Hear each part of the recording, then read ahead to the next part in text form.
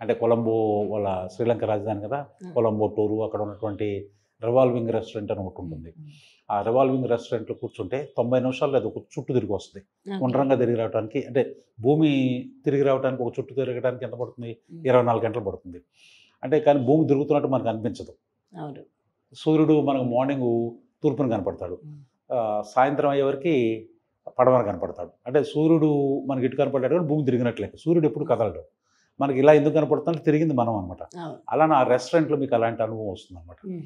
ఏది మీరు ఇక్కడ కూర్చొని డైనింగ్ చెప్పి మీకు కదులదు, అంతా కూడా ఫుడ్ అంతా తెచ్చుకొని 300 రకాల వెరైటీస్ ఉంటాయి. ఫుడ్స్ 300 వెరైటీస్ అన్నీ ఉంటాయి. ఇండియన్ ఉంటుంది, ఏషియన్ ఫుడ్స్ అన్నీ ఉంటాయి, తర్వాత యూరోపియన్ ఉంటుంది, అన్ని రకాల కాంటినెంటల్ ఫుడ్ శ్రీలంకన్ ఉంటుంది.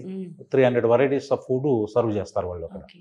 సో మీరంతా అన్ని తిని, అంటే అన్ని 300 తినాల్సిన అవసరం లేదు, ఎవరికి కావాల్సింది వాళ్ళు తింటారు. తిని చూసి మీరు ఇక్కడ కూర్చున్నప్పుడు మీరు ఒక అరగంట అయిన తర్వాత మీ దగ్గర ఇక్కడున్న మీ ఒక స్తంభం ఉందనుకోండి, అది జరుగుతుందన్నమాట, జరిగి మీకు ఇటుపక్కకు వస్తుంది. అంటే దాన్ని బట్టి మీరు కదిలినట్టు తెలుస్తుంది. అలాంటి హోటల్లో ఎక్స్పీరియన్స్ ఆ టవర్ ఉంటుంది అనమాట. టాలెస్ట్, సౌత్ ఏషియాలో టాలెస్ట్ టవర్ అని, అక్కడ లోటస్ టవర్ అని ఉంటుంది.